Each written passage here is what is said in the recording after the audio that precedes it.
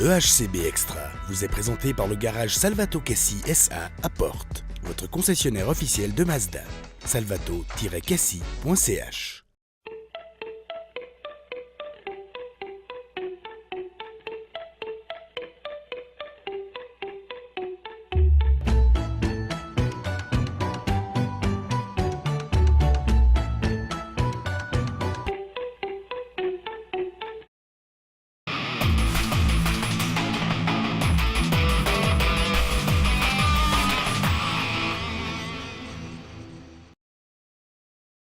Mesdames, Messieurs, bonsoir et bienvenue sur Télébilingue.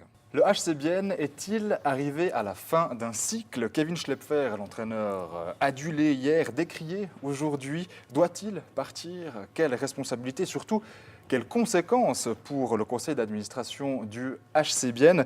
Nous vous proposons aujourd'hui de tirer le bilan après la dernière défaite il y a une semaine ici du HC Bienne et donc la fin de la saison. Pour entrer dans le vif du sujet, je me tourne vers vous, Stéphanie Emeria, avec cette question qui est aujourd'hui sur toutes les lèvres. Kevin Schlepfer, à l'heure où nous parlons là maintenant, est-il toujours l'entraîneur du HC Bienne? Alors, à l'heure où on parle, il est toujours encore l'entraîneur du HC Bienne. À l'heure où on parle, les débriefings sont en cours, mais ne sont pas encore aboutis. Donc, en même temps, tout est possible. Pas de décision, mais c'est évidemment à l'ordre du jour. C'est évidemment à l'ordre du jour, de toute façon. Marc Leuenberger, on vient d'entendre, Kevin Schlepfer, on le savait, pour l'instant est toujours entraîneur du HC Bienne. À votre avis, est-ce qu'il doit partir d'une manière ou d'une autre de lui-même? Est-ce qu'il doit se faire remercier? Est-ce qu'il faut changer? Par rapport à la saison, par rapport à l'évolution de l'équipe, puis je ne veux pas prendre uniquement cette saison, par rapport à l'évolution des joueurs, d'individualité ces dernières années, c'est affirmatif. Laurent Kleissel, quels sont finalement les scénarios qui s'offrent au conseil d'administration? C'est pas si simple que ça. Il a un contrat, alors soit on le remercie, mais il a un contrat, soit il part de lui-même, mais il faut que ça vienne de lui-même, ou soit il reste entraîneur. Quels sont les scénarios? Les scénarios, c'est vite vu. Si le HC Bienne décide de se séparer de Schlepfer, Kevin Schlepfer sait très bien qu'il ne va pas retrouver tout de suite une situation omnipotente comme ça dans un autre club. Il voudra son argent. Donc c'est 2 ans, c'est des salaires sur 2 ans, entre 800 et 900 000 francs pour ces 2 saisons. Il faut les sortir. Et dans l'autre sens, le HC Bienne, s'il veut se séparer de Schlepfer, pourra faire une proposition pour casser le contrat. Mais lui, moi, j'imagine bien Kevin Schlepfer mettre les pieds au mur, surtout que Kevin Schlepfer a quand même un statut, il s'est fait un statut un petit peu, comme disait Federer il y a quelques années, j'ai créé un monstre. Là, on a un peu l'impression que le HC Bienne a créé son monstre, s'est auto-créé son monstre. Il se croit quand même un petit peu au-dessus de tout le monde. Donc là, je pense qu'on aura un problème. Si le HC Bienne décide de séparer de Schlepfer, on va quand même vers une séparation qui ne se fera sans doute pas à l'amiable, à mon avis. Stéphanie Meria, comment vous réagissez face à cette analyse? C'est compliqué. Il n'y a pas... Il n'y a que de la vérité dans ce qu'il dit. Effectivement, s'il part... Non, mais c'est vrai.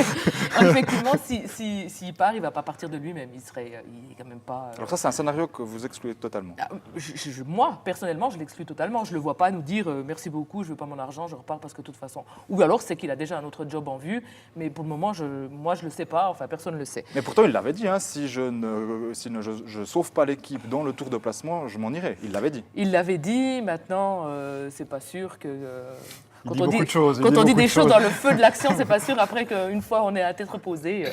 Maintenant, effectivement, au-delà de ça, c'est vrai que dans une saison qui a mal tourné, on ne fait pas tout faux, puis dans une saison qui a bien tourné, on ne fait pas tout juste non plus. Donc il faut vraiment maintenant revoir le tout. Mais c'est vrai que cette question-là, elle va être compliquée, elle va être difficile. Il va falloir qu'on trouve une solution qui soit, comme d'habitude, la meilleure pour le club. Et là, il faudra trouver le juste milieu entre la décision sportive et puis la décision financière. Et c'est tout là l'enjeu du débat. Alors, on ne va pas faire ici le procès d'un seul homme. L'idée, c'est de faire le bilan de cette saison. Peut-être la pire depuis le retour dans l'élite du côté du HC Bienne. On en a parlé juste avant, Stéphanie Meria. Pour vous, c'est la pire saison depuis le retour en Ligue nationale? Alors pour moi, c'est vraiment la pire saison depuis le retour, celle qui nous a donné le moins de plaisir, le plus de complications, le plus de de difficultés, le plus de tensions aussi, à tous les niveaux. Et c'est vrai qu'après des saisons comme ça, il faut vraiment se remettre en question sur tout, sur absolument tout. Et pourtant, Marc Leuenberger, un nouvel écrin, une nouvelle dynamique, sur le papier, une équipe qui était séduisante. Vous jugez aussi cette saison, alors oui, évidemment, elle est ratée, si on regarde les chiffres, le HCBN sauvé par une équipe de Ligue nationale B, on est d'accord. Mais est-ce qu'elle est autant terrible que ça? Finalement, il reste en Ligue nationale A. Bon, si on veut l'analyser de la sorte, ben non, mais il faut voir autre chose. C'est qu'il faut voir qu'il y a une évolution des dernières années. L'année passée, il y a eu des playoffs, mais il y a eu l'arrivée de 2 joueurs suédois qui ont crevé l'écran dans le début de la saison passée et qui ont Larsson et Earlbrand. Voilà, et un Ritz qui a fait une fantastique saison et Haas qui était aussi au-dessus du lot.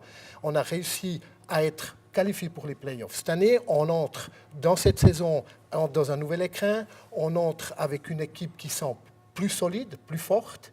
On a un début de saison qui est avantageux. Quand je dis avantageux, un calendrier avantageux. Parce qu'on va jouer à Cloton un 3-0 mené, puis on gagne, je crois, 7-4, puis après on fait le match ici contre Berne. On perd en prolongation. Après, on va gagner à Zug. On gagne contre Davos ici, 5-1, Zurich, si on veut. Mais c'était chaque fois des équipes qui ont joué la Champions League. Ils sont arrivés dans un état différent quand ils sont arrivés ici à Bienne.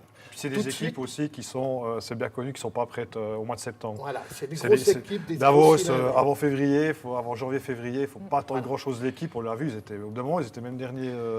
Après quelques rondes, ils étaient 12e et dernier de Liga. Mais pour revenir finalement sur les raisons qui ont fait glisser le HCBN. C'est où je veux en venir, c'est qu'on a tout de suite senti une équipe qui se sentait bien à l'aise au début et sont venus les premiers problèmes, les premiers mauvais résultats avec d'immenses erreurs individuelles.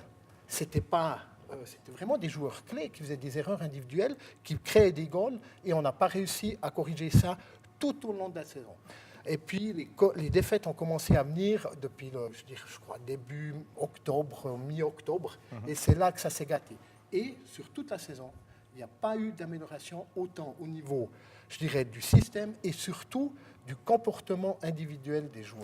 Alors, on y reviendra, mais si on reprend la saison depuis le début, est-ce que finalement, ça ne commence pas un petit peu avant? On se souvient tous, fin de l'été, cette polémique qui commence, changement de logo, changement de couleur. Déjà, c'est la première fois depuis longtemps qu'on sent une ambiance un tout petit peu délétère entre les dirigeants et finalement des supporters. Ça a toujours été au beau fixe, en tout cas depuis un moment. Stéphanie Méria, alors évidemment, ça n'a pas d'influence directe sur un résultat sportif, mais là, il y a déjà un premier indice. Ça faisait longtemps que ce n'était pas arrivé, et là, déjà, il y a quelque chose, il y a une tension. Alors c'est vrai qu'on a complètement sous-estimé, et ça on l'a déjà dit, sous-estimé l'impact que ça avait pu avoir ce changement de logo. Et puis on commence la saison, déjà avec quand même une certaine pression, parce qu'arriver dans un nouvel écrin, c'est quand même une pression. On attend quelque chose de l'équipe, on attend quelque chose de la nouvelle patinoire. Plus il y avait cette incertitude et puis ce flou avec les fans qui était compliqué. On espérait qu'avec les résultats sportifs, comme ils se sont profilés en début, ça allait tasser la chose. Malheureusement, ça a été qu'un feu de paille et puis ça s'est très vite tourné en mauvais résultats. Et ce qui fait qu'effectivement, la stabilité, elle a duré, elle a perduré. Est arrivé après le problème de l'équipe nationale. Alors justement. Et l'un après l'autre, ça a donné des instabilités qui n'ont fait que grandir dans la saison. Bon, il ne faut pas surestimer non plus l'histoire des logos parce que la majeure partie des joueurs du HCBN ne sont pas d'ici. Et franchement, je pense que des Daniel Steiner et autres, Fabien Luthi, ils n'en ont un peu rien à taper de la couleur, du logo et autres. Donc l'impact, oui, il peut avoir... On voit une tribune vide et puis des gens qui tournent le dos. Ça ne peut pas être l'explication de ça ou d'expliquer pourquoi. On parle d'indices et de prémices. Finalement, l'histoire de l'équipe nationale, est-ce que cela, ce n'est pas le vrai déclencheur qui a eu un impact sur la glace? Ça, on a mis de l'huile sur le feu. Il y avait quelque chose qui couvait. Marc a très bien décrit le début de saison du HCBN. Le problème qu'il y a eu, c'est qu'il y a beaucoup de jeunes joueurs qui se sont sentis vite à l'aise et qui, après, sont un petit peu reposés sur le laurier. Et puis, qui ont commencé à faire des erreurs individuelles qu'ils ne faisaient pas au début, qu'ils ne faisaient pas en préparation. Mais on a un peu l'impression qu'ils se disaient, de toute façon, moi, j'arrive à bien jouer, je l'ai montré au début. Et puis, mentalement, l'équipe n'a pas évolué. Après, il y a cette histoire de l'équipe de Suisse qui est arrivée. Puis ça, j'ai l'impression que ça donnait un coup de massue à l'équipe. On a eu dans la tribune en face, cette pathétique conférence de presse, là, mi-octobre, où c'est que Schlepfer nous a fait, c'était un peu le transfert de Wayne Gretzky des Oilers à Los Angeles avec des larmes de crocodile. Là, il y a quelque chose. Je pense qu'à ce moment-là, il y a quelque chose qui s'est brisé. Les joueurs disent que non, mais moi, je suis convaincu qu'il y a quelque chose qui s'est brisé à ce moment-là. Stéphanie Meria, vous regrettez cette décision qu'a pris le conseil d'administration de prolonger Kevin Schlepfer aujourd'hui? Je crois qu'à un titre personnel, alors aujourd'hui, je ne peux pas parler pour l'ensemble du conseil d'administration, mais à un titre personnel, je crois qu'aujourd'hui, c'est clair qu'on n'aurait pas repris la même décision. Je pense qu'effectivement, là, il y a eu quelque chose qui... On est toujours plus malin après. On est toujours plus malin après. Après, effectivement, on se mettait dans une situation compliquée parce que rien ne nous garantissait de le laisser partir et puis d'avoir une meilleure saison, on est bien d'accord. Mais c'est vrai que ça a été quelque chose de compliqué. On ne peut pas en vouloir aux dirigeants ni à Kevin Schlepfer sur cette histoire. Ça, c'est comme la fédération à la base, le groupe, la commission d'équipe de Suisse qui a complètement foiré le dossier. Et puis, la responsabilité est plus à ce niveau-là qu'au niveau du HCBN. Là, le HCBN, de manière générale, est victime de la situation. Nous avons demandé aux internautes de poser leurs questions via les réseaux sociaux et l'une d'entre elles vient régulièrement, Stéphanie Meria. Et vous l'avez aussi dit vous-même à plusieurs reprises, des choses doivent changer au niveau du HCBN, au niveau du directoire du HCBN. Alors, aujourd'hui, où ça en est exactement? Est-ce qu'il y a des discussions au sein du conseil d'administration? Est-ce qu'il y a un projet? Est-ce qu'il y a un changement? Alors aujourd'hui, il y a des discussions au sein du conseil d'administration, mais sur plein de choses différentes. Et puis, vous le savez comme moi, il n'y aura pas de grosse révolution au HCBN parce que ce n'est pas dans la nature des choses. C'est toujours des petits pas qui nous ont fait avancer. Mais je crois qu'il y a certaines personnes qui ont dit qu'ils allaient aussi, à un moment donné, arrêter ce qu'ils font. Et puis, on va continuer dans cette lancée-là. Mais pour le moment, je n'ai rien de concret à vous annoncer. Alors, si je vous comprends bien, pour l'instant, le conseil d'administration lui-même ne se remet pas en question, si je peux formuler ça ainsi. Alors, on ne se remet pas en question en disant est-ce qu'on part tous ou est-ce qu'on reste tous de ce côté-là. Non, on ne se remet pas en question sous cette forme-là. Par contre, on se remet en question sur d'autres choses, sur la façon dont on a pris nos décisions, sur la façon dont la saison s'est passée, sur la façon dont on aurait pu réagir ou ne pas réagir et sur le rôle de chacun au sein de ce club. Je crois que ça, oui, effectivement, on en parle. Vous-même, personnellement, vous vous remettez en question par rapport à votre place dans le conseil d'administration? Alors, par rapport à ma place, moi, j'ai toujours envie de continuer, j'ai toujours envie de donner mon temps, mon cœur et mon énergie pour ce club. Et j'espère que je pourrai continuer à le faire.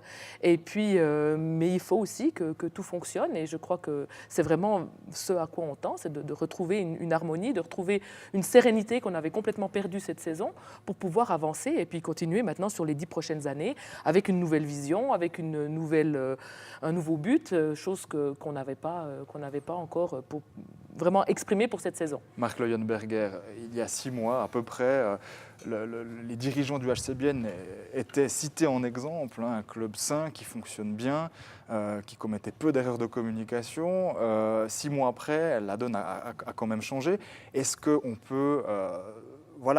d'un jour à l'autre, leur jeter la pierre pour tout ce qui s'est passé, est-ce qu'il y a quand même encore une structure et une base importante au niveau du conseil d'administration? On vient d'entendre Stéphanie Meria, on sent quand même la passion et l'envie de faire quelque chose. À votre avis, est-ce qu'il faut changer quelque chose à ce niveau-là? Non, je ne pense pas. Ces 10 dernières années, le club s'est vraiment fait une santé, a travaillé de manière très, je dirais, ciblée. Toujours fait attention à sa trésorerie, construit une équipe au fur et à mesure. Et ils ont toujours pris des décisions, comme l'a dit Stéphanie, des petits pas, mais des petits pas sûrs que de vouloir faire des grands pas. Et ça leur a donné raison. Il y a une saison qui est passée à côté cette année. Les décisions qui auraient peut-être dû être prises un peu auparavant, comme ça, ma foi, c'est très souvent émotionnel. Les décisions qui ont été prises ou les choses qui sont passées cette saison sont émotionnelles. C'est avec le nouvel écrin, c'est avec la chose d'équipe nationale, c'est avec les couleurs rouges et jaunes. Et ça n'a jamais été sur du rationnel. Rouge et bleu. Oui, parce que moi, le maillot, quand je l'ai, je ne vois pas la couleur, je le porte. Donc, au bout d'un moment... Mais ce qui est important, c'est de savoir comment est-ce qu'on est arrivé là et pourquoi l'équipe n'amène pas des résultats. Et ça n'a rien à voir avec les gens qui sont au directoire. Eux, ils font leur job. Le chef des finances fait le chef des finances et les autres s'occupent. Mais ils sont là pour avoir des avis, pour régulariser ou réguler le côté émotionnel. Et ils prennent des bonnes décisions. Maintenant, la décision du mois d'octobre, pour moi, elle est complètement à côté. Mais la décharge des dirigeants, il faut dire qu'en une saison, le HCBN a ramassé dans la poire ce que d'autres clubs ramassent en 10 ans. Il y a eu tellement de choses, de nouvelles choses, et puis ça, Stéphanie, elle a appris aussi au fur et à mesure des années au conseil d'administration. Ils n'avaient pas l'habitude de faire face à ce genre de Il y a situation. eu énormément de choses à apprendre en peu de temps. Et puis là, en fait, il y a une sorte d'apprentissage accéléré. Bien entendu, il y a des erreurs. La nouvelle patinoire, on a beau planifier ça pendant 10 ans.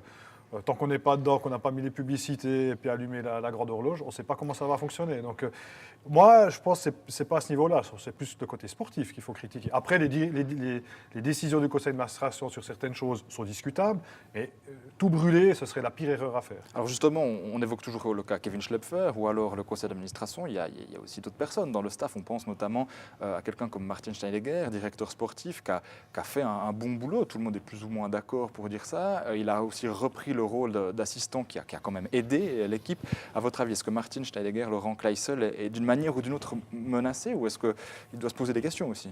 Moi, je lisais les propos de Kevin Schlepfer dans le Bieder Tagblatt à début de semaine. J'ai trouvé ça particulièrement déplacé de la part d'un entraîneur de pratiquement mettre en doute le poste de son supérieur. Même si c'était son assistant, c'était une situation un peu particulière. Il a pourtant aidé le HC Bienne.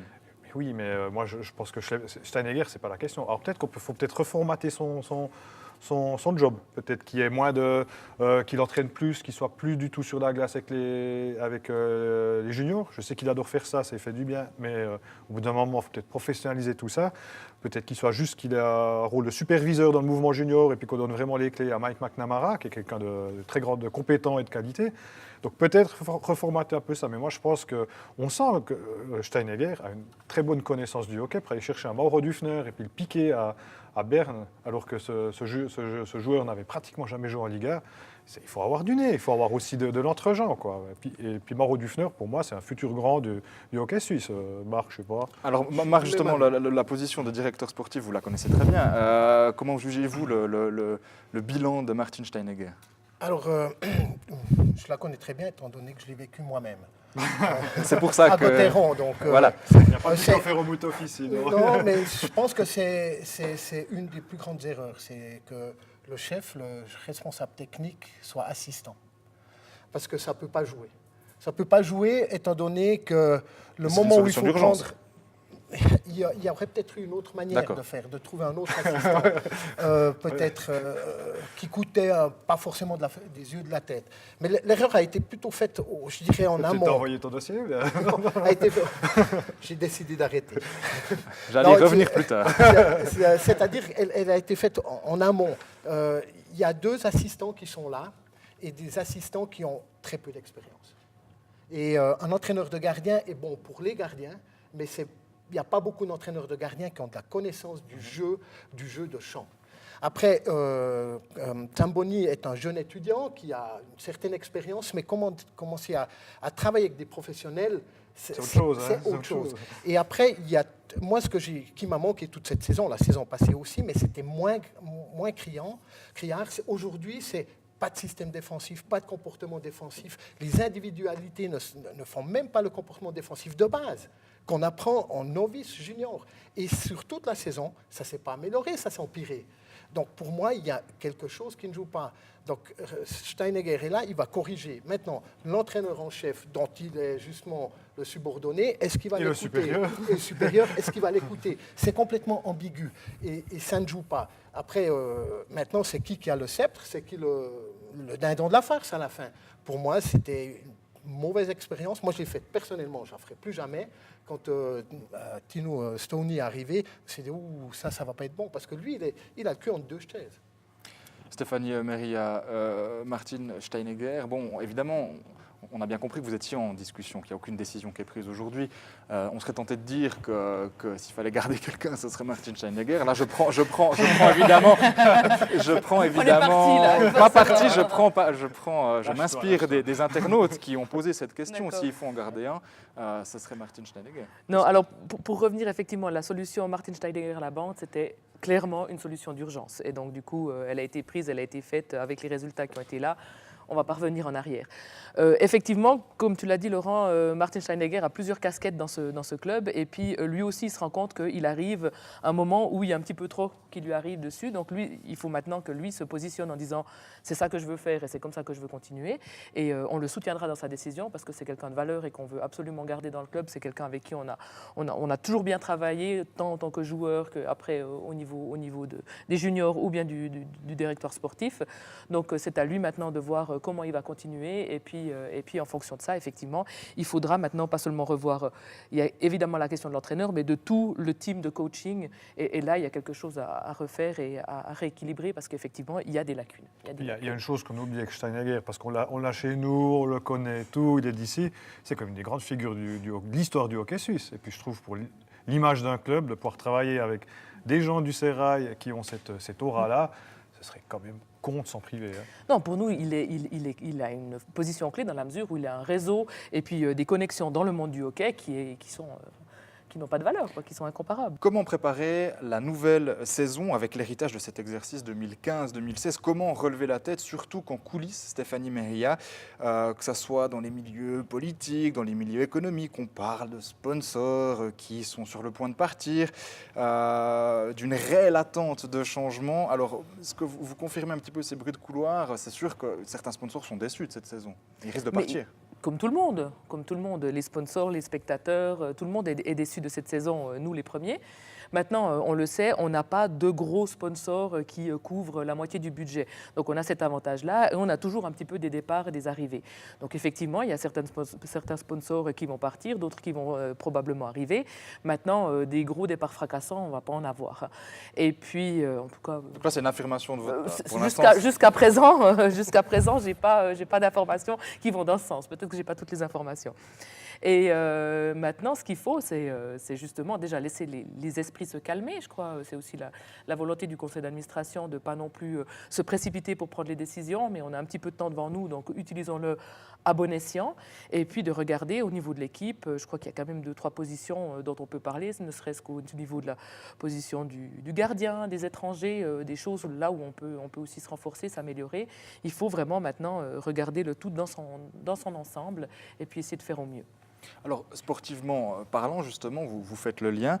Le HCBN a déjà apporté un élément de réponse puisque le retour probable de Jacob Mick-Fliquier, un sniper de premier plan, on se rappelle de ses 51 points en 52 matchs lors de la saison 2012-2013.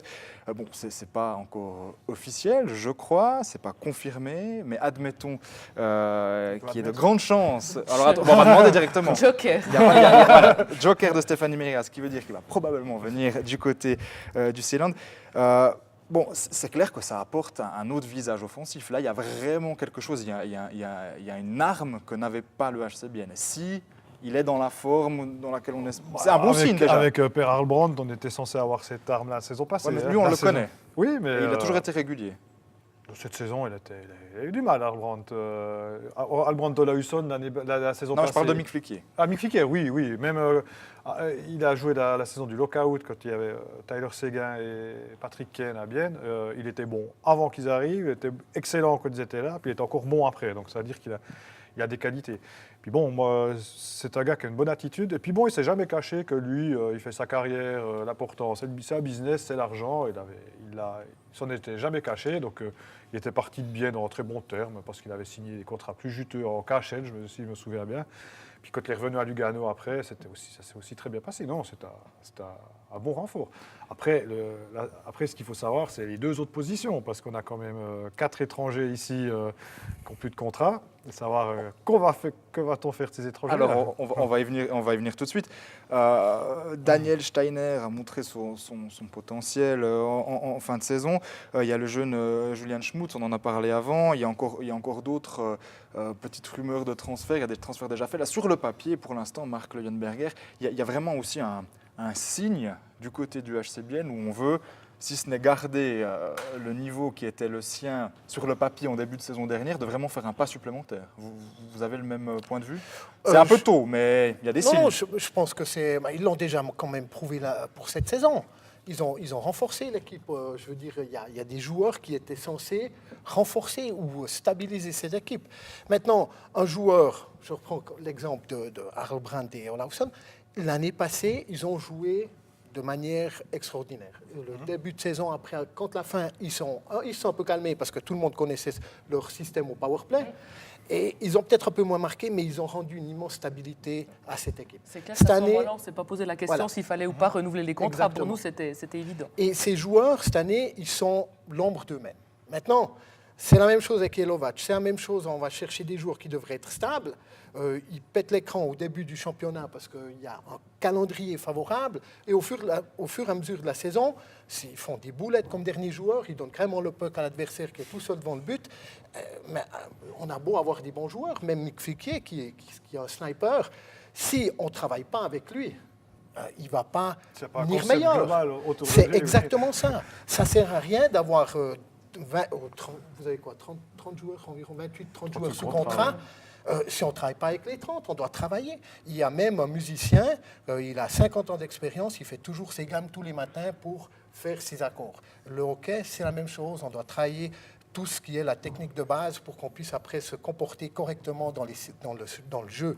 Et ce que je vois aujourd'hui, le HC Bienne, il est tombé dans ses comportements. Il y a un fort-checking avec la canne dans les deux mains pour ne pas couper la ligne de passe. Un 1 contre 1 où on a la canne dans les deux mains, on part du patinage arrière en avant, on tourne le dos au jeu.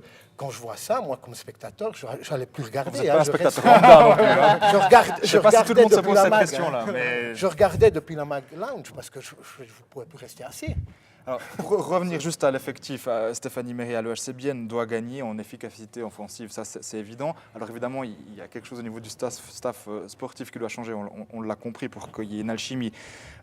Mais il y a Robbie Earl sous contrat. Maintenant, il y a beaucoup qui attendent un geste du côté de Meisenauer et de Moos, qui ont été quand même assez appréciés en fin de saison, parce qu'ils ont quand même réussi parfois à tenir l'équipe à bout de bras. Spilo pourrait en faire les frais. Où en est-on exactement à ce niveau-là? Alors c'est en discussion, pour le moment je peux pas vous en dire plus, mais c'est des choses qui sont en discussion actuellement. Mais en discussion, c'est clairement abordé. Là, ce sont des sujets brûlants sur la table. Ah, du absolument. HC Bienne. Non, alors c'est clairement abordé. On On peut pas, on Laurent, va pas Si on prend attendre. l'expérience des autres années, Spilo qui n'a pas de contrat maintenant, il peut se faire du souci parce que généralement, lui, il est Alors, signé justement. en octobre pour les 2 années suivantes. Est-ce que c'est la fin d'Aaron Spilo du côté Mais j'ai un peu cette de Bienne. impression, quoi, parce que là, il a salomante les blessures. Quand il revenait, il n'était pas terrible. Par contre, il a toujours cette faculté à marquer un gros but de temps en temps. La licence suisse, non? Ça serait pas quelque chose pour lui, ça? Non, c'est trop tôt encore. Trop Je sais tôt, pas, hélas. il faut un certain nombre d'années, Ouais. avec un certain nombre de jours. Il n'a hélas pas marié une Suissesse, on aurait Et dû en puis- présenter une tout de suite dès qu'il est Et arrivé. puis bon, moi je sais pas. Pas faute moi, d'en il faut- réessayer. Il faut quand même prendre des joueurs. Moi, on parle justement des étrangers. Il y a un Meisenauer qui travaille très dur, qui est, je dirais, un poison pour l'adversaire parce qu'il fait mal, il va dans les bandes. Ça manque aussi dans l'équipe, hein, ce genre de joueur. Non, mais si tu prends une combinaison Earl, Mick Flicker, Meisenauer, Moss, on pourrait avoir un duo d'étrangers hyper offensif, un duo d'étrangers qui stabilise l'équipe. Ça pourrait être crédible. Mais le HC Bienne, s'il veut évoluer, parce qu'on est, on est tombé dans des cycles de contrat de 2 ans à Bienne, ce qui fait que tous les 2 ans, il y a l'équipe qui change. Puis là, on est à la fin de la première année. Donc l'équipe, en début de saison, déjà, on connaissait les 3/4 du visage de l'équipe de la saison suivante. Alors, en fait, le HC Bienne, s'il veut évoluer, c'est des étrangers, c'est changer des étrangers pour avoir mettons, plus de qualité des étrangers. Les gardiens? Gardiens, peut-être, ouais. Et puis, surtout, peut-être un ou deux contrats, des contrats boulets, je les appelle les rentiers, là, genre Fabien Souter, trouver des solutions avec ces joueurs-là, parce que ça, franchement, c'est quand même de l'argent. Il y a tout le monde qui paye, je ne sais pas combien de milliers de francs par année pour être au match. Ça, c'est des gens qui sont grassement payés pour être assis dans la tribune. Ça, je pense que ça doit faire mal quand on voit ça, Stéphanie. C'est clair que c'est des joueurs qui ont eu un rendement qui était décevant et puis, ma foi, ils C'est sont... pas les plus. Et c'est pas les meilleurs marchés. Voilà, on va Effectivement, dire ça là, comme ça. je suis d'accord avec toi. Alors, pour essayer d'aborder quand même encore un autre aspect, bilan de cette saison, on va quitter la glace pour monter dans les tribunes. On a tendance à oublier que c'était le premier exercice ici, dans cette nouvelle Tissot Arena. Quel bilan vous en tirez, Stéphanie Méria? Alors, ça n'a pas été facile sur la glace, ça n'a sûrement pas été non plus facile de gérer cette entrée. Est-ce que c'est plutôt positif à ce niveau-là? Alors, si on prend au niveau de la restauration, on a vraiment un bilan en demi-teinte. Des bons chiffres d'affaires, d'une bonne affluence des gens qui sont là, et puis une organisation qui a eu de la peine à démarrer, parce que forcément, de démarrer de 0 à 6500 personnes qu'il faut nourrir et abreuver, c'est très compliqué. Donc forcément, là, il y a beaucoup de choses aussi qui doivent être remises en question. Et puis, on a quand même remarqué au niveau de la saison que ça s'est amélioré chaque fois. Donc, je pense qu'on va arriver à quelque chose de tout à fait satisfaisant pour la saison prochaine. Au niveau de la Tissot Arena en tant que telle, en tant qu'outil pour écrin de jeu, je crois que le wow effect a été chez tout le monde, quoi. Chaque personne qui est entrée pour la première fois dans cette Tissot Arena a eu cet effet ah ouais, on est bien ici. Et ça, je crois que c'est indéniable que c'est un outil précieux pour nous. La grande question qui revient tout le temps, hein, pour terminer, du côté des internautes, les filets noirs, vous allez les changer ou pas? Je ne sais pas du tout. Je vous rappelle qu'on est locataire de cet endroit, on n'est pas propriétaire. Et je vous avoue que je ne sais pas au niveau des discussions comment c'est. Très rapidement pour conclure, Marc Leuenberger. Les filets noirs, ils ont une raison. Si vous mettez des filets blancs avec la lumière, ça vous fait un écran. Et donc, c'est réfléchi. Ouais. Pour les joueurs? Non, pour le spectateur. Parce que si vous avez des filets blancs, et puis avec la lumière qui reflète dessus, elle va prendre la lumière et va faire beaucoup plus fort, et vous aurez des traits, tandis que là, vous ne les avez pas, ça quadrille, mais léger. En fait, ce qu'il faudrait, c'est ces filets noirs avec une grande pub pour une marque de bière, par exemple. Ça serait parfait, hein, Marc? Elle est déjà sur la glace.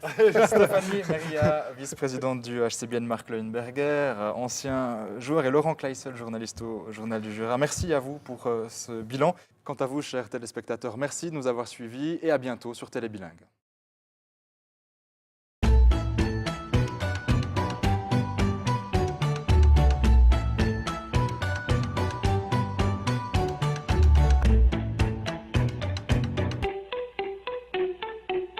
EHCB Extra vous est présenté par le garage Salvato Cassi SA à Porte, votre concessionnaire officiel de Mazda. salvato-cassi.ch